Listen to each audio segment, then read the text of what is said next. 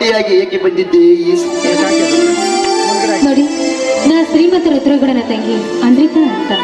ಸರಿಯಾದ ಸಮಯಕ್ಕೆ ಬಂದು ನನ್ನ ಮಾನ ಪ್ರಾಣ ಕಾಪಾಡಿದ್ರಿ. ನಿಮಗೆ ನನ್ನ ಧನ್ಯವಾದಗಳು. ಧನ್ಯವಾದಗಳು ಏಕೆ, ಇರಲಿ ಬಿಡುವ ಇಂದ್ರಿತಾ. ನೀನು ರುದ್ರೇಗೌಡರ ತಂಗಿ ಅಂದ ಮೇಲೆ ನನಗೆ ತುಂಬಾ ಸಂತೋಷವಾಯಿತು. ಹೌದು, ಅಂದ ಹಾಗೆ ನಾನು ನಿಮ್ಮ ಹತ್ರ ಒಂದು ಮಾತು ಕೇಳ್ಬೋದಾ? ಓಹೋ, ಹೇಳಿ. ನೀವು ರುದ್ರೇಗೌಡರ ತಂಗಿಯಾಗಿರುವಾಗ ಸಂಕೋಚವೇ, ನಿಮ್ದು ಧೈರ್ಯದಿಂದ ಕೇಳಿ. ನಿಮ್ದು ಮದುವೆ ಆಗಿದೆಯಾ? ಈ ವಿಷಯವನ್ನು ಕೇಳಲು ಇಷ್ಟೇಕೆ ಸಂಕೋಚ ಪಡುತ್ತಿದೆಯಾ ಇಂದ್ರಿತಾ? ಹಾಗಲ್ಲ. ನನ್ನ ಮದುವೆ ಇನ್ನೂ ಆಗಿಲ್ಲ.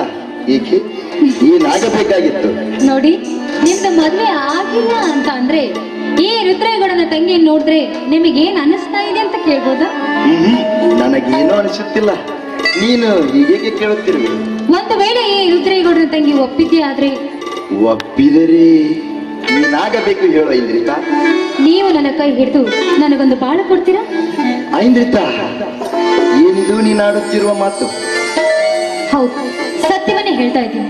ನಿಮ್ಮಲ್ಲಿರುವ ಶೌರ್ಯ, ಧೈರ್ಯ, ಗ್ರಾಮೀಣ ಹುಲಿಯಾಗಿರುವ ನಿಮ್ಮ ನೋಡಿ ನನ್ನ ಮನಸ್ಸು ಆಸೆ ಪಡ್ತಾ ಇದೆ. ನಾನೇ ನಿಮ್ಮ ಬಾಳ ಸಂಗಾತಿ ಆಗಬೇಕು ಅಂತ ಎಷ್ಟೋ ಕನಸು ಕಾಣ್ತಾ ಇದ್ದೀನಿ. ಆಸೆ ನಂದು. ಇದಕ್ಕೇನಂತೀರಾ?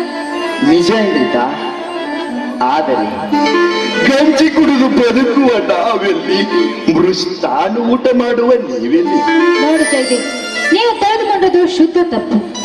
ಈ ಸಮಾಜ ನಡೀತಿರೋದು ಗಂಡು ಹೆಣ್ಣೆಂಬ ವಜ್ರಾಯುಧಗಳ ಮೇಲೆ ಹೊರತು ಬಡವ ಶ್ರೀಮಂತರ ಮೇಲಲ್ಲ. ಅಂದಾಗ ನಿಮ್ಮ ಕೈ ಹಿಡಿದು ಬೆಳ್ಬೇಕೆಂಬ ಆಸೆ ನಂದು. ದಯವಿಟ್ಟು ಇಲ್ಲ ಅಂತ ಮಾತ್ರ ಹೇಳ್ಬೇಡಿ.